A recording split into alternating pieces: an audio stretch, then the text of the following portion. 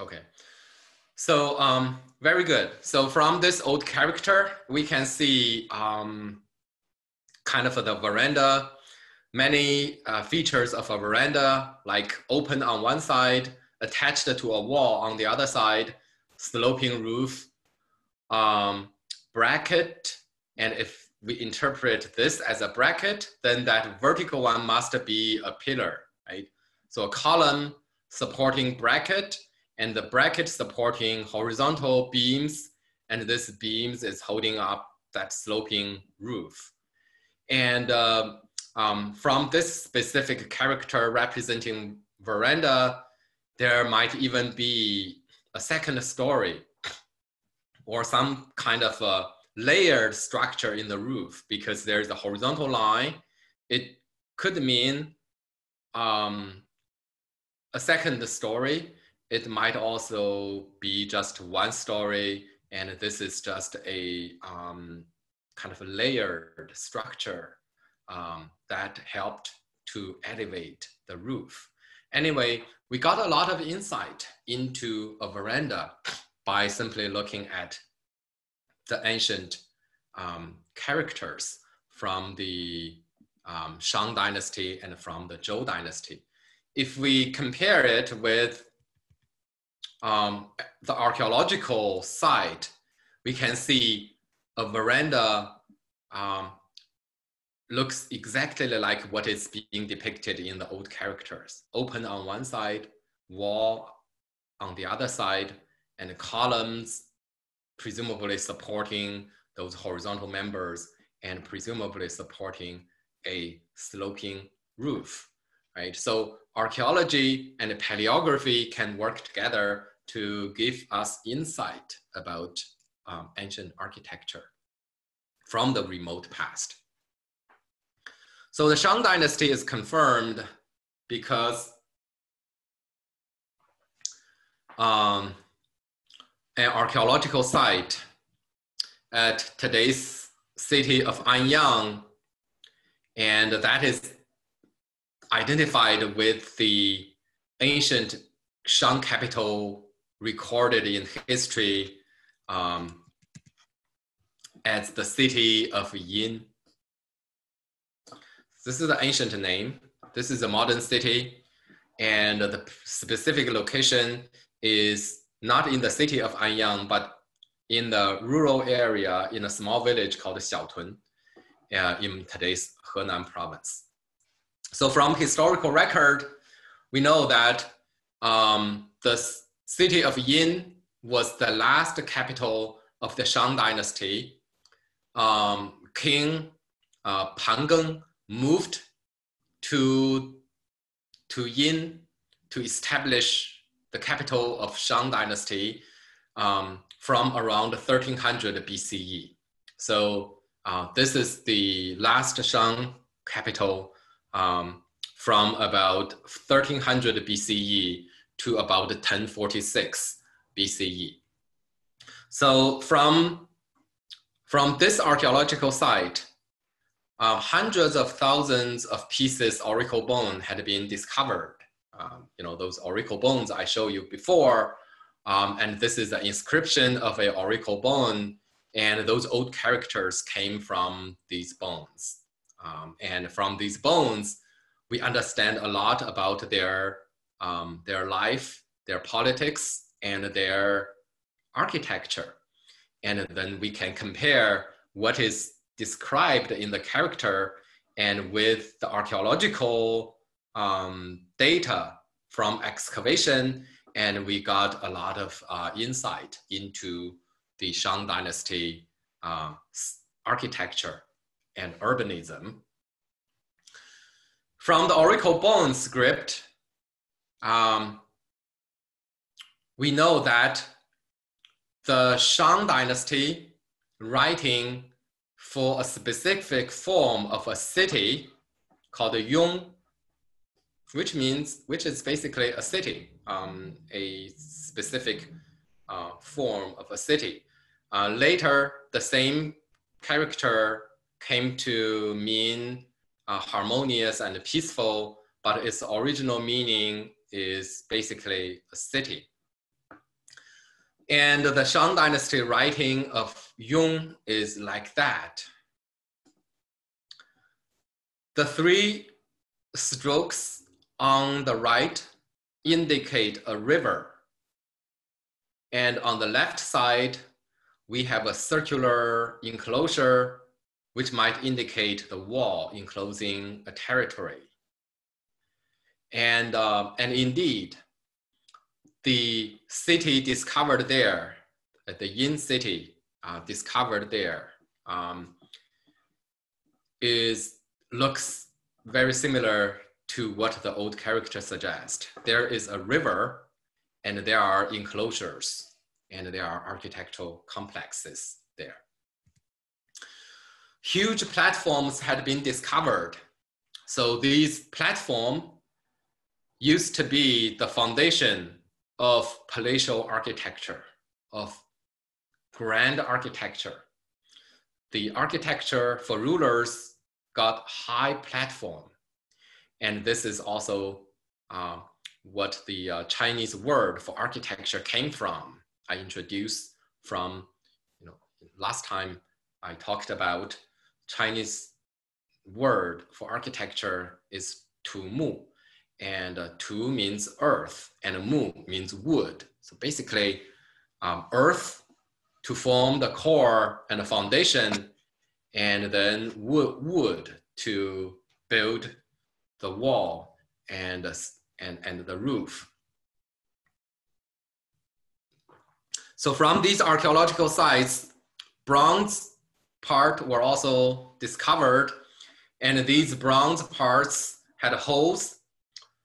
These are the metal parts to strengthen the joint, right? So they are combined with the wooden member to strengthen the joint, because the joint, the mortise and tenon joint of a wooden member is the most kind of fragile part of the wooden member, because there are holes, and the town, it's significantly smaller than the major section of the wooden member. So it needs to be strengthened. So these metal parts were kind of wrapping around the end of the wooden member, but still have holes to allow the joint of mortise and tenon. While we have the huge platforms, and we have this kind of a bronze wooden members survived, the actual wooden members did not survive as well. So they are mostly gone, but based on the size of the rammed earth platform and the wooden member, we got a very good idea about the scale and the size of Shang Dynasty architecture at the city of Yin. So this is a map of the city of Yin.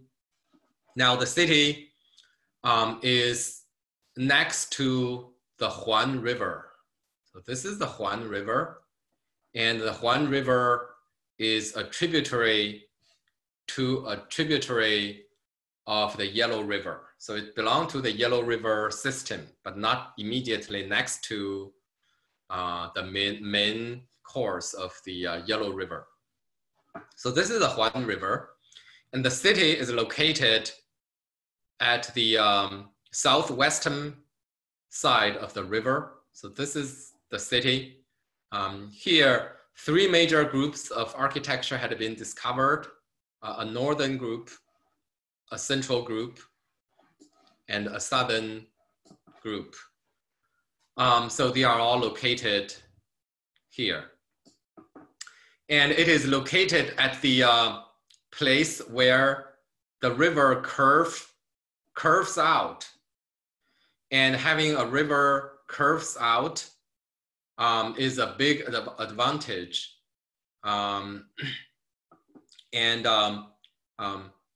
So you know, if a city is located at the kind of a concave side of the river, that's a big disadvantage. You don't want to put your home next to a river like that. You always want to put a city at a location where the river is bending out.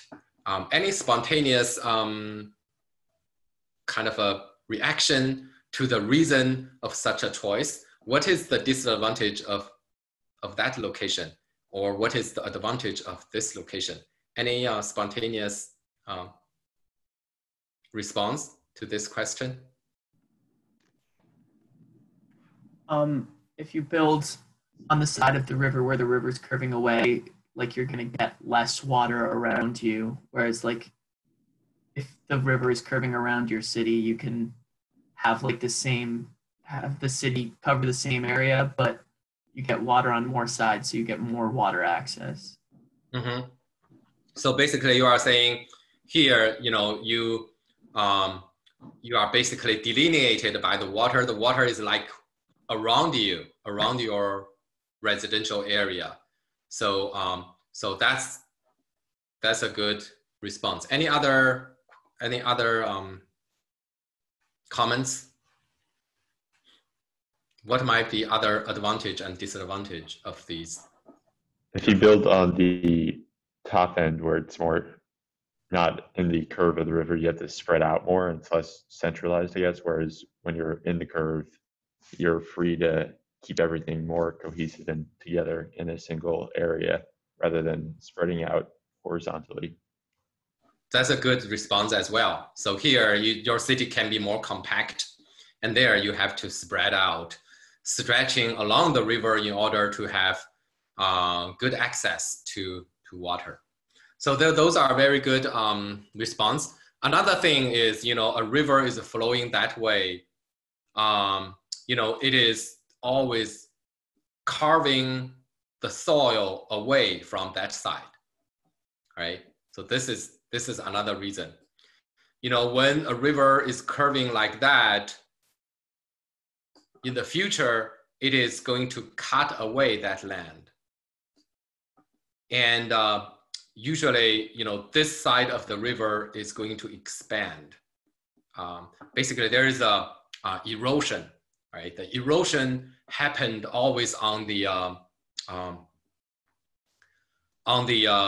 concave side of the land. So that's another reason, in addition to the definition of a site and the kind of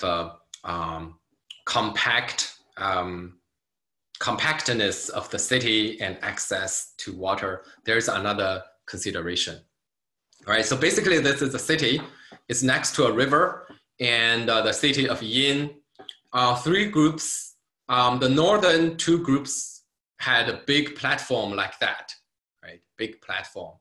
And those are identified as residential palace and ceremonial court, respectively, right? So they are, the northern part might be more residential, central part might be more kind of a ceremonial, and the southern part, there are a lot of human sacrifice. So that might be the kind of religious center or the ritual center.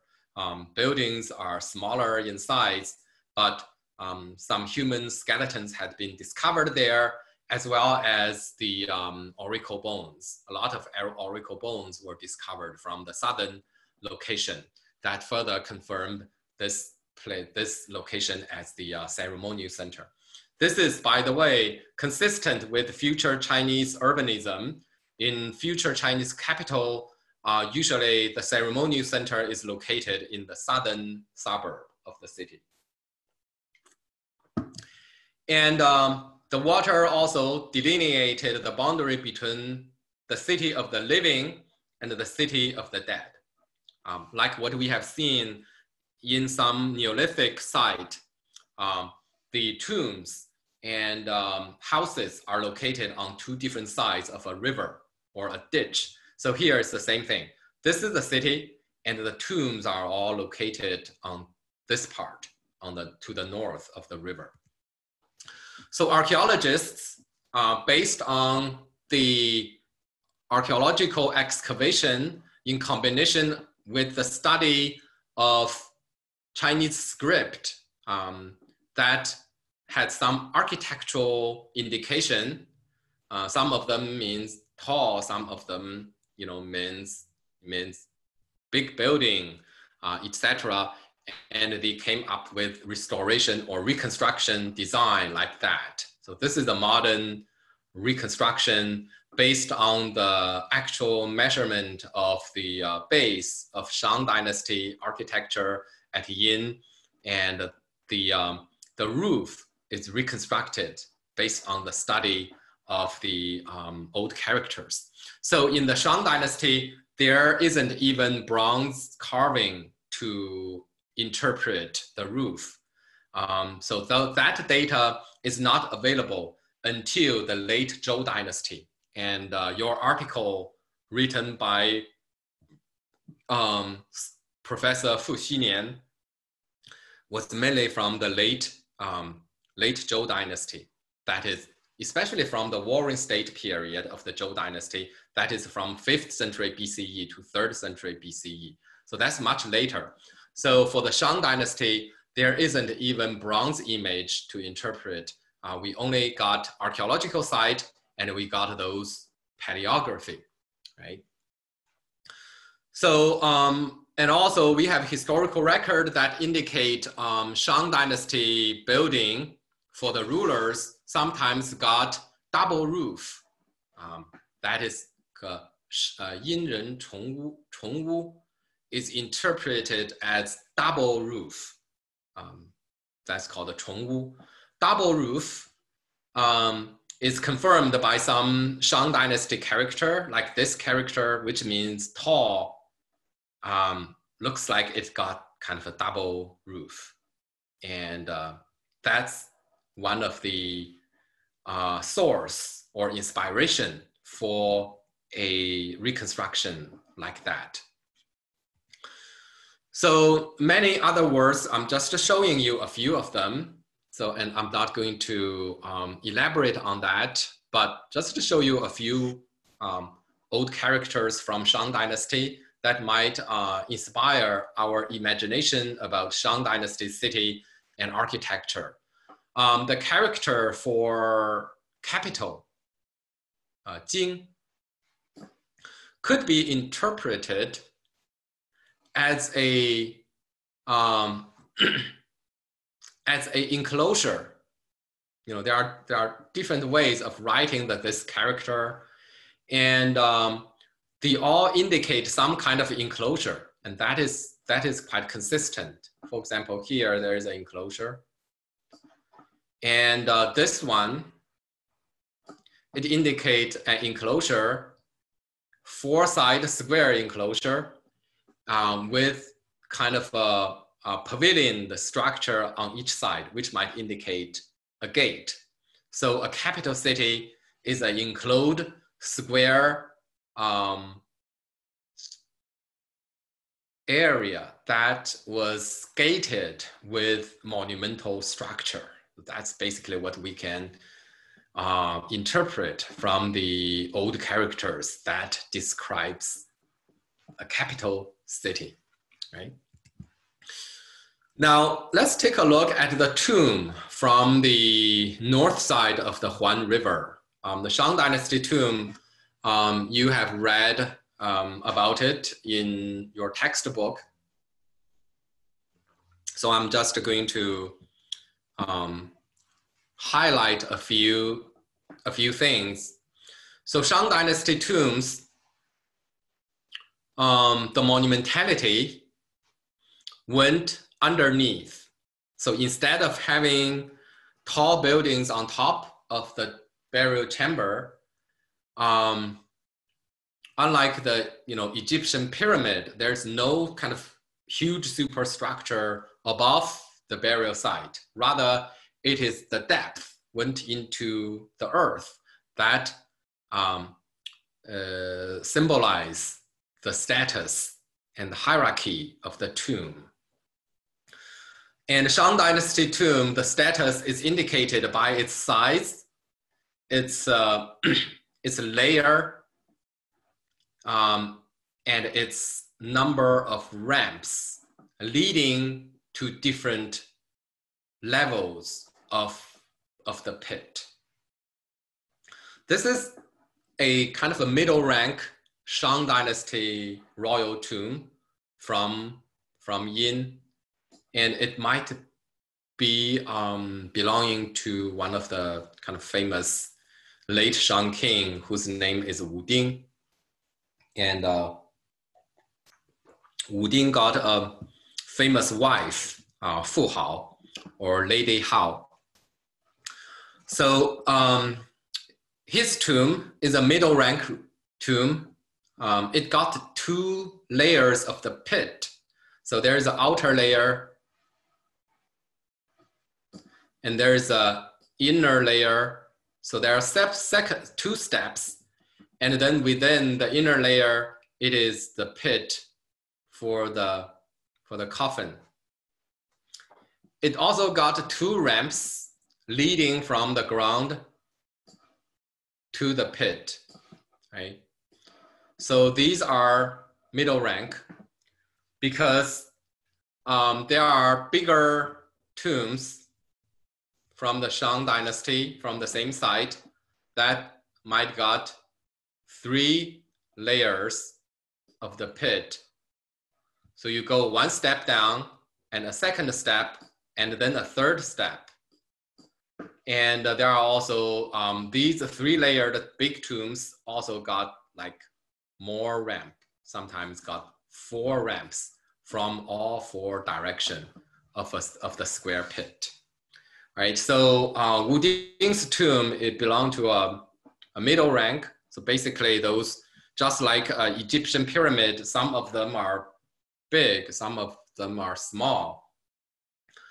You know, if a king lived longer and had more power control over the kingdom, you know, their tomb might be constructed grander than some other short-living kings. And we also know Shang Dynasty have a sacrificial pit for those humans sacrificed to accompany the afterlife of the king. And those are buried usually in the outer layer of the tomb, surrounding the tomb master in the middle. Something that also reminisces to the Neolithic tomb that we looked at last time. Wu Ding's wife, Fu Hao, her tomb was more simplistic. For example, her tomb had only 1 layer, right? There's just a vertical pit, just 1.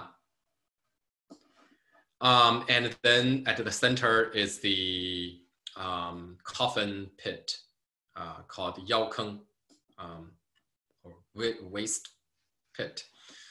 And there is not even a ramp leading to it, which means you cannot have grand procession carrying the coffin down. The coffin had to be kind of put in from above.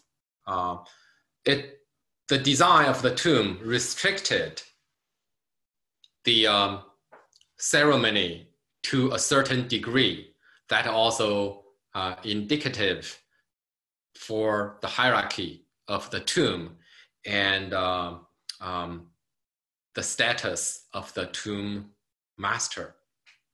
So even this small tomb, according to the Shang standard, it yielded, 2,000 items. And she also got human sacrifice, and even her dog were sacrificed with her. And so that gives you, the base for imagination of these Shang tombs. They are big, they are rich, They are grand. They produce thousands of beautiful bronze. Next time you go to Museum of Fine Art, go to the Chinese gallery, look at those bronze, and they are absolutely beautiful and big. They are from tomb like this, right? These are the Shang Dynasty, basically ritual utensils that were enjoyed during the lifetime of the rulers, using for their ritual sacrifice to their ancestors, using to cook, using to entertain themselves with bronze bells, etc. And after they died, they were also buried in their tomb. And today, they ended up in museums all over the world. This is the context of those great bronze art from Shang Dynasty, from the tombs. This is the high rank tomb that I mentioned before. It got more layers. It also got more ramps, and it is also much bigger than the previous one. Look at how tiny these archaeologists are in the tomb. So compared to the elaborate underground complex, the structures on top of the tombs are humble and small, and we don't know much about them. So some scholars suggest there might be small pavilions on top of the ground, which is basically a flat ground, unlike those kind of pyramidal structure from other part of the world or later part of Chinese history. So now Zhou Dynasty, interestingly, so far no royal tomb from Zhou Dynasty had been discovered yet. So we don't know much about Zhou Dynasty royal tombs. We do have more textual resource for the understanding of Zhou Dynasty residential architecture, for example. In the Book of Rites, it depicts that when a noble gentleman welcomes a guest into his household, they need to perform elaborate kind of ritual in front of the house. For example, according to that ritual description, the host should stand at the eastern gate. So this would be the host, where the host stand. The guest should stand next to the western gate. So from that description, we understand for a noble house, you got to have two gates, or at least two entrances. They might under the same roof, but there should be two entrances attached to the southern wall. So that very description presumes a kind of a cardinally oriented house, that you got to have a south wall and a south gate so that one can stand on the east, one can stand on the west, right? So after they bow to each other, and the host would enter the courtyard from the eastern gate, and the guest enter the house from the western gate. And in the courtyard, you know, they bow to each other again, and then the host would invite the guest to ascend. And then the text is followed by specific description about where the host sit and where the guest sit. And there are also a lot of specific terms describing that main kind of a meeting space for the host and the guest. From that description, when we understand there are also two steps, an eastern step and a western step. The eastern step is going to be taken by the host, and then the western step is going to be taken by the guest. And there's a front hall for that main building in the courtyard facing south, and the host, when they meet, the host sit on the east, the guest sit on the west. And there are also side rooms, and there are also back rooms. So these are all, you know, the book is not specifically about architecture. It is about ritual, about what is the appropriate behavior to meet a guest among those aristocracies. But within the description of human activity, it gave us a lot of information about their house. And this illustration is made in the Ming Dynasty, kind of illustrating the Book of Right, but from illustration like that, we got some insight into the Zhou Dynasty residential architecture, right? So this is another source for our architectural knowledge from the remote past. That is from those kind of Confucian classics, where there are passages describing activities in architectural environment. And from those passages, we can extract a lot of information about architecture. The Zhou Dynasty, and you have read the article, you know a lot of architectural information could be interpreted from the carvings on the bronze vessel. So here I'm showing you in your article, it does not give you a good picture of what those vessels might look like, and here they are. So I'm not going to repeat the information about the architectural data extracted from these images. I'm showing you what those bronze vessels look like. So this is a bronze vessel from Eastern Zhou period, from Warring State period to be specific. Eastern Zhou period is subdivided into two periods, the earlier spring and autumn period and the later Warring State period.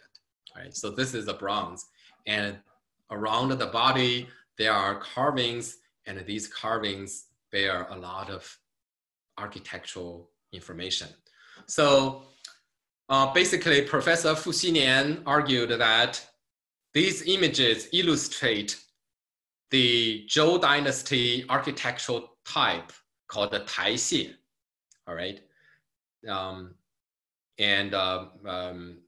Taishi, T-A-I-X-I-E, right? You got that in, you know, you encounter this term many times in the article. So he argued that here, the core of the building and the base of the building is platform. And then on top of the platform and sometimes around the earth platform is wooden architecture and a wooden building. Sometimes it's 1 story, sometimes it's 2 story, and sometimes it's even 3 stories. So this Taishi architecture was also usually depicted with human activity, like the ritual archers, those practicing archery, and also sometimes the playing music, usually on the ground, right? Something like this here, music playing here, and kind of a ritual performance on the upper floor. Sloping roofs and brackets, columns. So a lot of detail can be extracted from images like this. So, basically, I'm not going to repeat that, those informations. That's the Thai Chinese term for Thai is platform. That means platform. So, and in your article, reconstruction like this can also be identified there. So, and there's also some information can be interpreted also from this so-called sacrificial tomb structure.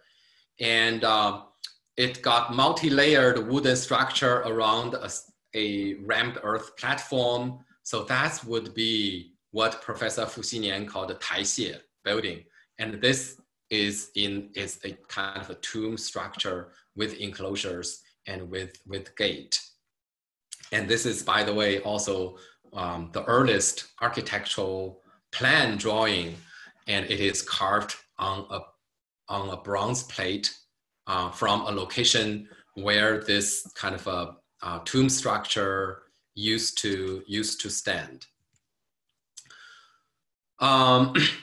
You have also. Sorry to interrupt, but class is over, and I have a class like right after that I have to make. Okay. Yeah, I have to make it to a class at 9:50 as well. All right, thank you. So I will call it a day, and I will see you on Tuesday. Please be aware that you have the first submission on Monday, right? So see you next time. Thank you. Thank you so much. Thank you. Thank you. Bye.